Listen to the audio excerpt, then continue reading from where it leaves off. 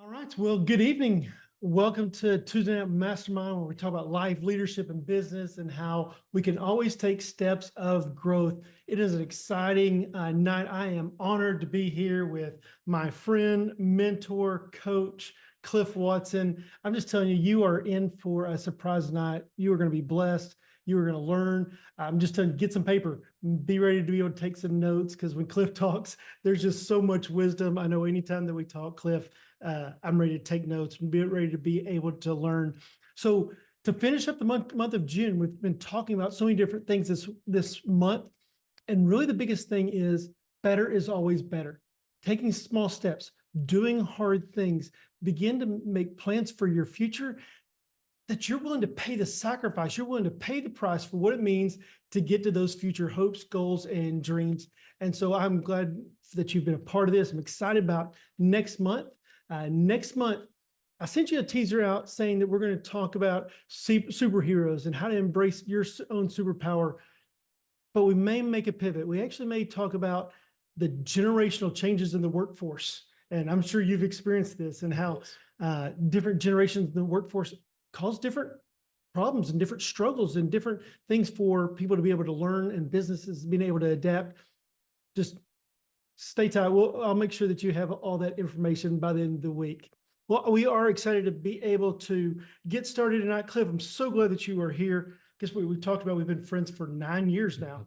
And it's been a road of ups and downs for both of us in life. Yep. And whether it's with family, with business. I remember when we first met, you were just killing in business, and things were going good in my life. Then you actually lost your job, and me and you started meeting, and just once a month having breakfast. And you were going through kind of a rough season of life, and just trying to figure out what that next step was, and how you were in this season, this holding pattern, and what that looked like. And I remember being so intimidated, being able to invest in you. And we were new in this friendship, but I knew this was a guy that I needed to learn from. But I was investing in you, and it felt like this. I don't know if you felt it then, but I sure felt the pressure of that. And so our friendship has just progressed.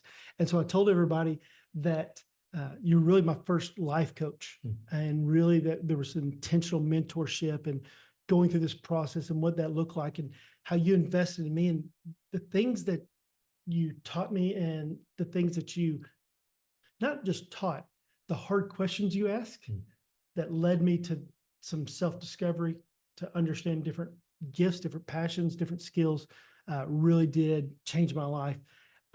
I tell you all this all the time. Find someone who's willing to invest in you. Pay the price. Do whatever it takes to have someone who's willing to ask you hard questions, to tell you hard things, that you can get better. And so that's the only way we can really grow in life. And so, Cliff, let's just start off. Tell us a little about yourself. Okay. Well, first of all, thanks for the opportunity to be here. It's really an honor for me to have been asked to participate in this, and yes, affirm everything that Nick stated about our friendship. And we've both been through some highs and some lows together, but that's what friends are, to help each other walk through those journeys. And so thanks for the opportunity to be here, and don't know about all the accolades there, but thanks anyway. Yeah, a little bit about myself. I'm a farm boy. I grew up in Muleshoe, Texas, which is out in the high plains. Grew up on a family farm, and very thankful for that opportunity to learn a lot of things about growing up on a farm. I'm just going to try to go in chronology order. And so I met my wife, Janet, my future wife at the time, when I was in the 6th grade and Janet was in the 5th grade. And so we struck up a friendship then. And going after that younger woman, huh? Yeah. So we both, I'm a year older than Janet. And so we both went to Texas Tech University, and we graduated the same day. It took me a little longer to get out of college than it did Janet. But so we were married the last year and a half of college, and really, she's my best friend. We've been married, this December will be 40 years. So we moved from Lubbock, Texas. We were married. We moved out to Longview, Texas, and started my first job out of college. And just thinking back on the things that the life experiences for both of us through that journey. So God blessed us with 4 children.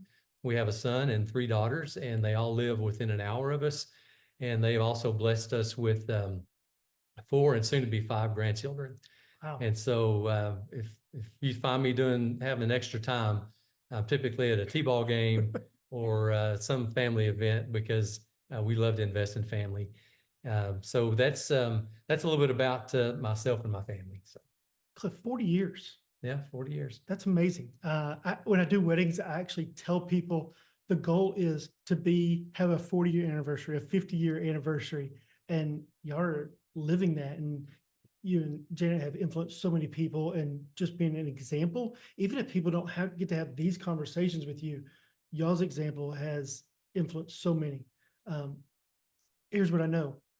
Like, I look at y'all like way up here and just amazing, and always want to learn from y'all. But I know it's not always been easy, because no marriage That's is true. easy. That's right. Raising kids isn't easy. Raising grandkids isn't easy. None of it is easy. And so, is there maybe just a takeaway that you would give people tonight about marriage, family, raising kids, grandkids? Is there just a piece of wisdom that you'd give in that area? Sure. In fact, we were on a trip a few months ago, and there was a young couple we were sitting next to. We were talking about how long we'd been married, and so they asked the same question, and my response was that you need to pray together every day. I didn't know this couple, don't know if they're believers or not, but that was my encouragement to this couple, was the importance of praying together every day, because it's really hard to pray for your spouse when you're mad at them. And so we've learned that. And so, but that helps us be on the same page spiritually. In raising our family of 4 children, there were challenges with all of that, as any of you know who are parents, but that helped us be on the same page. And our kids we figured out the importance of couch time too. So things are busy with young children. Couch time was our time on Sunday nights, just she and I on the couch talking about what's coming up for the week. So it's investing in one another and then praying together. I think two key things I would mention. Cliff, one of the things we talk about in leadership development is invest in things that matter, and being intentional about what you invest in. And part of your growth is not just what you're doing, but what you need to stop doing. And what you're saying there is be intentional about investing in time with your spouse. And absolutely. If you want that 30, 40, 50-year anniversary, you've got to be willing to invest the time, even when things are pulling you in 100 different directions. And on occasion, Janet doesn't really like it when I do this, but I've given her permission to ask me the same question. But sometimes I'll ask her, is there anything today that you want to speak into my life? Wow. Or I'll give her a heads up. Hey, we're going to have dinner this weekend or tonight. I want to ask you, is there anything you want to speak into my life? So we have that understanding where I want her to do that, but to be intentional on asking that question. And so I don't always like the answer, but it helps me be better, to your point. I want you to hear that again. Write it down. This is a great question. Is there anything that you want to speak into my life? Who do you have in your life that is willing to say that to you? Who do you have in your life that you're willing to say, I give you permission to speak into my life? And having your spouse and having close people in your life is really going to determine how far you can go. Right. And Agreed.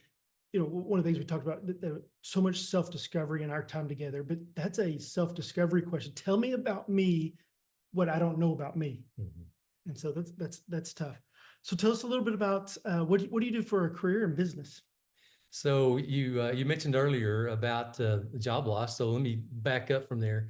That move from Lubbock, Texas to Longview, Texas, I was very blessed to work for over 30 years for a utility company, and spent those 30 years of my career operating, maintaining, and managing power plants. I knew when I graduated from college what I wanted to do career-wise, and was very blessed to be able to do that. I wanted to be a plant manager, and was able to do that and move into some executive leadership roles. And so just had a lot of excellent training from leadership perspective, a lot of things that really helped build into me to be an effective leader. I felt like I always had some natural leadership abilities, but going through and having responsibilities really helped me to grow those leadership responsibilities. So at the end of that 30 years, the company I worked for was going through bankruptcy. And I knew for several months in advance that my job would be going away as part of the restructuring related to bankruptcy. And so for the first 3 rounds of that bankruptcy, I was on the manager side of the table telling my former colleagues that their job was coming to an end. The Wow. fourth round of that layoff, I was on the other side of the table. And so here I was, I thought I would, I thought I was ready. And so just take a couple of months off and then some lucky company would pick me up. Well, it took much longer than that, a couple of months. And the period that you talk about, Nick, of those times at breakfast and me pouring out my heart, that was some difficult times because what I learned through that was God needed to show me some things about myself that would help me. And I didn't know it at the time, but it took 10 months to get to that point of where that next job came about. So I didn't enjoy that time. I wouldn't want to repeat it, but I wouldn't trade for it either because of the things that God showed me during that season that really helped prepare me for the next season and the next season and the next season of life. I'm in my 60s now. And so just a lot of life lessons that happened to me in that 10-month period.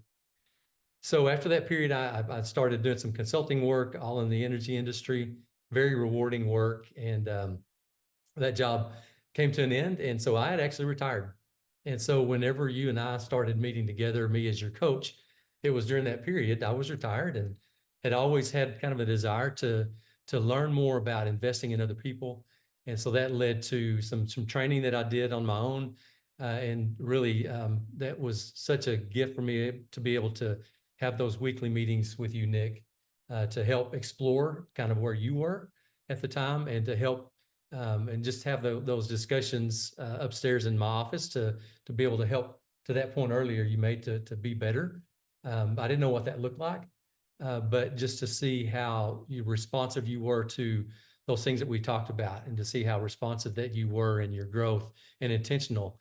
That's another key word that keeps popping up here. Yeah. That how to see how intentional you wanted to grow in your journey. So that's kind of where and so I was retired, getting to a current state. Yeah, go ahead. Hold you there. So one of the things we actually talked about this last week is the 3 S's of success is you need consistency. You need small things over time. That's part of your integrity. You need conflict, that there has to be pushback. There has to be, if you surround yourself with yes men, that's as far as you'll ever go. Mhm. But then there has to be chaos, which is that disruptor. Mhm. How old were you when you got laid off? I was 54. 54 years old. Yeah. You had been consistent. You had grown. You were at the top of your field and chaos hits. And it's in that chaos, that disruptor of life that forces us to reinvent ourselves. During that time, you had to really think about what do you want for your future? Right. At 54 years old, it's not like learning ever stops. It's not like it ever gets to a point that you're going, oh, I'm there. No, you were forced to reinvent yourself, but it's paid huge dividends for you. Yeah, and in ways that one of my favorite quotes is that there's nothing wasted in God's economy. So good. And so through that whole season of self-learning, and I didn't want to just sit on my laurels and wait, so I did some additional training, some things that have really, I never knew if I would use those things or not, but in the job I'm in now, a lot of things that some self-learning I did, I'm able to use those learning opportunities to help me in the job I'm in now. And so it's again, nothing's wasted in God's economy. We may not know it at the time, but in His timing, He'll make that known to us. I love that. It doesn't, I mean, it's right here, right? You can't see past that for a while, but it's not wasted and the story's not over. The story's not over. It's good. I'm sorry. So I cut you off. That's okay. Yeah. So the job I'm in now, I started, I enjoy working. And so I was retired for a few months and an opportunity came my way to do some work on my own. Again, in the energy industry, started doing that work. Then another opportunity came to do some part-time work for the company that I work for now. And actually 2 years ago in April, came on full-time with this company, still in the energy industry and getting involved in all kinds of different things. The firm I work for is based in Denver. So I travel about once a month typically. And I think the reason I enjoy working is we get to make companies better through the consulting work that we do. So another theme, continue to get better and have the opportunity to help influence companies and leaders in companies to do just that. Yeah. So retired, went back, did a little consulting on your own, working for them part-time. Then it was part-time. And they said, hey, what you're adding to the company, we want you to be a part of it. You had a desire to continue to invest in others. Yeah, I think you said you fly out tomorrow to go to California. You have companies in Hawaii and all over the place that you've invested in. So when you go in these companies, you are doing some consulting. You're trying to make them more efficient. You're trying to make sure that management's working at its best and their systems are working. Is that correct? So what is the biggest hurdle when you go into new companies and you're trying to establish yourself? You're trying to gain some influence. You're trying to build some rapport. But what are the major hurdles that you see companies really face? Well, the first one that I have to overcome intentionally is to build their trust. So you have this person, and consultants. I am one now, and so when I was in the energy working for the utility company, some consultants I liked working with, some I did not, but that helped me to understand the importance of building trust. And for those that I work with to understand, hey, I've been down a similar path to what you have, but really invest in them and help them know I'm pulling the same rope as you're going. And so with the background experiences I have, that's one of the first hurdles is to build that trust. And I think that's such an important part. Yeah. So corporate hires a consultant, and you've probably been in different environments where corporate hires this consultant to come in, and everybody's going, why does this guy think he knows everything? What does he know about my position? What does he know about what I do? I mean, he's not even part of our company. How do you overcome that hurdle? I think it's over time and listening. I think a key part, and communication is a key thing that I think resounds through the work that I do and what I learned as a leader is the importance of communication is two-way. One is talking, but the other is listening. And so that key of just listening to really understand where they are and really be able to repeat that back to them, make sure I have an understanding. We all come in with maybe prejudices or biases. And so by listening, we can knock those prejudices and those biases down to really understand so we can pull the rope in the same direction that they go. Okay, I'm just gonna let you know, y'all may not want to hear this. It really frustrated me at times. You would ask me questions and I would give like 3 or 4 word answers. And you just sit there and I'm going, come on, say something back. You were forcing yourself. I'm sure there's some discipline growing in that because you want to jump in. But being able to give them an opportunity to speak, even when they don't want to, and that silence gives them an opportunity to speak, which allows you to listen and actually address the issue that's really going on. And it is a discipline, whether you're a coach or whether you're a mentor or a supervisor, or manager. It is a discipline to listen. One of Stephen Covey's 7 habits of highly effective people is to seek first to understand and then to be understood. And that one has really stuck with me about taking the time to listen. Because if I jump in as a coach, as a mentor, as a consultant, and I start solving the problem, then you're only going an inch deep and you need to go in 12 inches deep. So in whatever topic it may be. And that's true. Being able to listen and not immediately fill in the silent gap is whether you're in sales, you're doing consulting, you're leading a company, you're doing staff evaluations, no matter what your role is. I see people on here that have different roles. You're trying to get a next client. You're trying to connect with a contractor. Just allowing that moment of silence, there's so much weight and so much value to that. Yeah. I know that's one of the things that I really learned from you during that time, and really thought I'm going to be better at asking questions. That was one of my goals. I want to be a master at asking questions, and that really started from how well you ask questions to draw things out. I think no matter where you are, figure out how to ask better questions, and you get better answers. And I think out of that will come, it's really an important part to set very clear expectations for, again, whether you're working as a coach, as a mentor, as a consultant, to gain a very clear expectation. What do I expect of you? What do you expect of me in this relationship for it to be successful? And Nick, I know you probably recall, but when we first started our coaching opportunity, there was an agreement that you and I both signed. Yeah.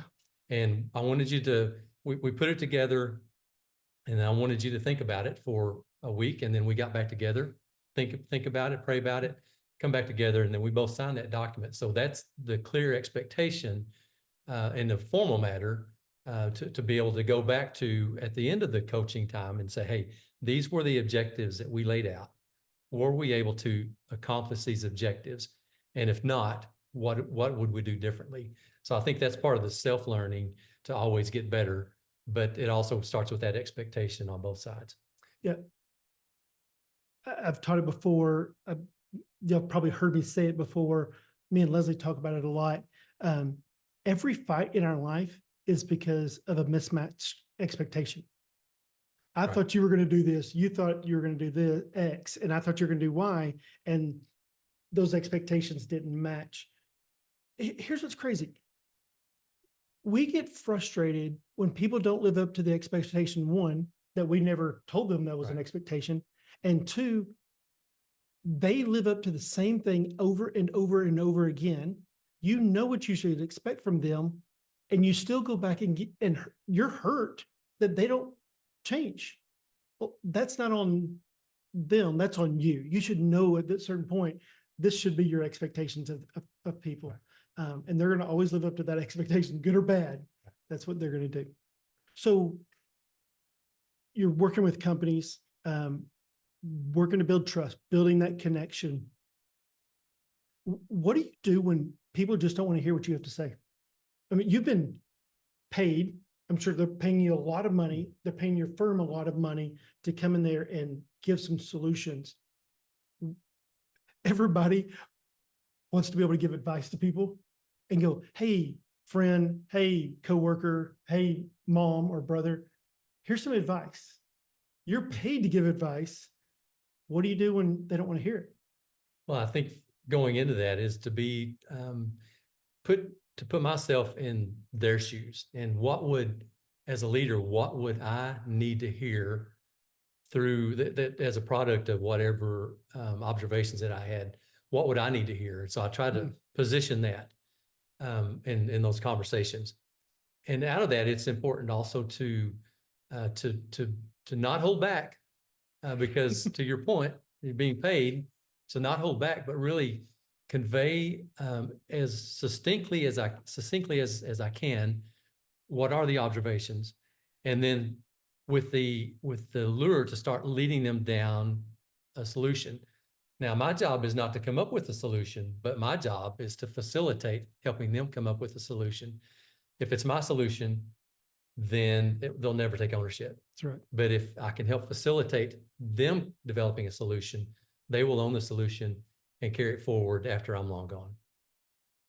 That's such good advice, that people have to own their own solution. Everyone wants to be the hero of their story. They don't want you to be their hero of their story. They want to be their own. And so you get to be their guide, right, and help them get to that solution. Just such good. You cannot force people to grow. You cannot force people to change. So quit expecting your boss to change just because you're growing. You're not going to get your boss to change. You're not going to get a coworker to change. What you can do is guide them along the way and show them what your own growth looks like. Invest in yourself, that they have to go, hey, something's changed in your life. You've reinvented, you've gone through the chaos, you've reinvented yourself, and you're different. Now you have some authority to be able to speak into those things.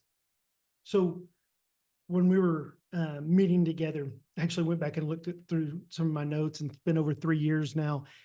And so many of the things that came out in just a 360 evaluation were my strengths, were also my struggles. The things that I thought were my greatest assets. And you said, hey, tell me your 5 best things. These are my 5 best things. And you go, yeah, but everybody else said those are your biggest weaknesses. Yeah. every bit of us, every person has different personality strengths. Being able to understand there's healthy and unhealthy of all those. I think that's one of the things that I was so grateful for, that you revealed to me, hey, this is a strength. Currently, it's a liability to you because you haven't harnessed it. You haven't learned how to use it, because you've used your strength to push rather than to influence. Mhm. And just, I mean, I remember writing that down going, how do I stop pushing people? How do I start influencing? And that was just a huge moment for me to really begin thinking about that. And even now, what I'm doing with coaching businesses and doing corporate training and doing speaking, that it's not about force, it's about influence. Mhm. And that mindset really changes things. It does. So you had me read a couple books. We read The Leader's Compass, great book. If you haven't read it, go read The Leader's Compass. We read The Servant, two great books. If there was one or two books that you would say every leader needs to read, what would they be? The top one that comes to mind for me, and I read this book back when I was in my late 20s, probably, and it was probably the most influential book. In fact, I just quoted from it a moment ago, and that's Stephen R. Covey's book, Seven Habits of Highly Effective People. And in fact, it was such a rewarding day, the day that I heard my son, who's now 35, when he used one of the 7 habits in our conversation. It was one of those yes moments, and he senses he's a leader in his workplace, and to see him applying those things, so that was very effective for me to be able to understand those 7 habits, and again, very influential for me. So if I were to recommend any book, and I have to all 4 of my children, to read that book, and not just read it, but to really digest on it. Yeah, I feel like that book should be on top 10 list of any leadership book. That book has to be on there. Is there maybe a lesser known book that you would also recommend? Like the Leader's Compass and The Servant, I hadn't heard of before. They were huge. Yeah. I know I'm kind of putting you on the spot. No, it's there. okay. Well, I think a lot of it is the different phases and stages of life that we're in. Mhm. So I mentioned earlier, I'm in my 60s now. And so from a retooling perspective, the 7 habits, I think that's consistent through every phase of life or journey, both personally and professionally. But here I'm in my 60s, and there's a book that I just finished a couple of weeks ago, and it's Strength Upon Strength, I believe is the name of the book, by Arthur C. Brooks. And it was so, book may be for some of the audience, it may be a little early for you to read that book, but it was really about how do you retool in different phases of life. And so for me, as I think back on my journey and having gone through the job loss, and a lot of the things really resonated with me about retooling. So I'm a consultant now. I'm not in an official leadership role. I have the opportunity to influence influencers. So I had to go through a retooling process. So that book was, again, Strength Upon Strength. Would highly recommend that too, particularly if you're in your 50s or 60s like me. I just love hearing that you're still reading, you're still learning. You're at a point you can retire. You at a point that you're an expert in your field, and you go, well, I don't need to really spend time reading and studying anymore. I know what I'm going to, but you never stop learning, never stop Right. growing, never stop pushing forward and understanding more things. And I hope you are inspired by that. I hope that it's motivational to you, that no matter where you are, if you're at the best place that you've ever been in your career, you're trying to figure out what the next step of your career is, keep reading, keep learning. One of the things John Maxwell says is, if you can't afford a mentor, buy a book. Yeah. That's your first mentor. That's your first coach, is just being able to sit down and hear in the words. And so being able to invest in yourself. I love reading. I hated reading growing up, but now I'm just going, wow, I have this opportunity to know something and make myself better and make those around me better. Find books. If you have questions, send me a message. I'll send you these books. I'll send you a few other suggestions if you're looking for a next book. Continue to read, continue to grow, continue to learn. And one of the things that I actually picked this tip up from my friend, our common friend, Gilbert Valdez. Gilbert, I would recommend books to him and he would go get the Audible copy and then he would get a physical copy and he would go through at the same time. So over the course of the last month, I've started a couple of books. I enjoy running. And so I'll typically, I'll listen to the book, whatever book it is at the time. And then I'll order a copy of it and I'll go back and I'll highlight those points that really stuck out to me.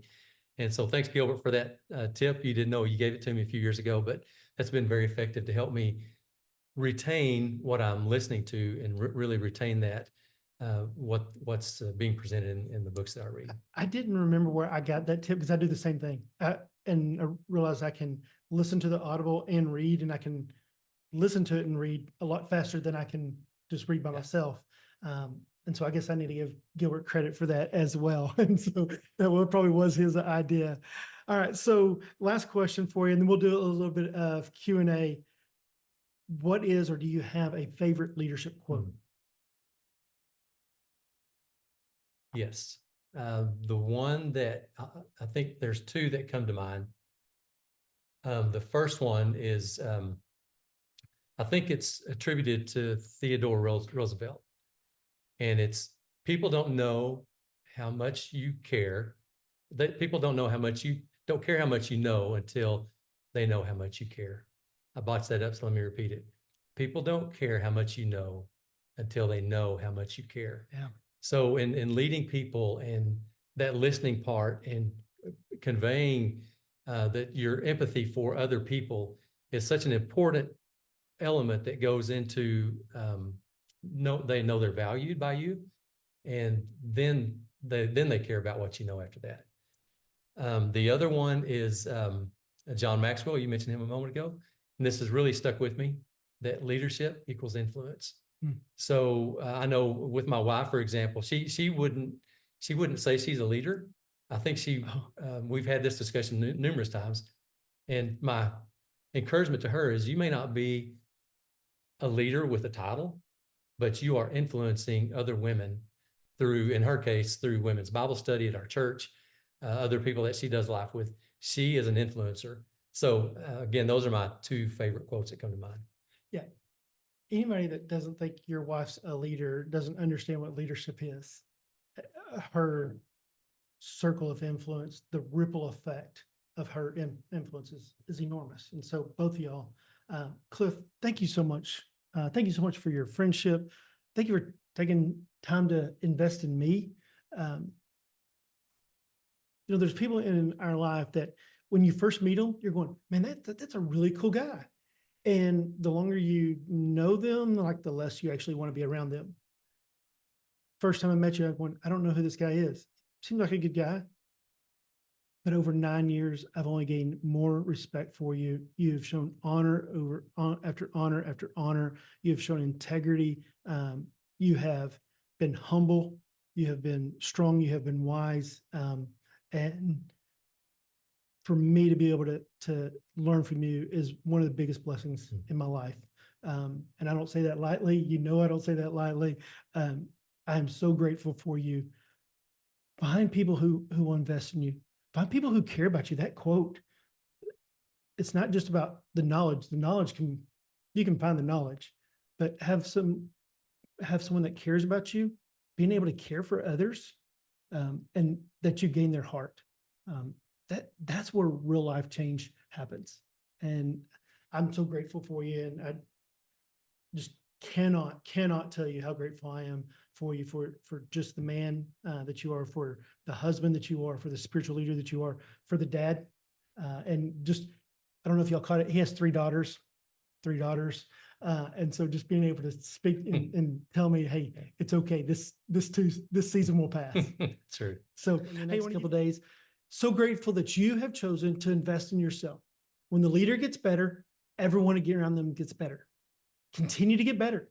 You make your team better. You make your family better. You are investing in yourself so that your future's better. And remember, better is always better. Have a great night.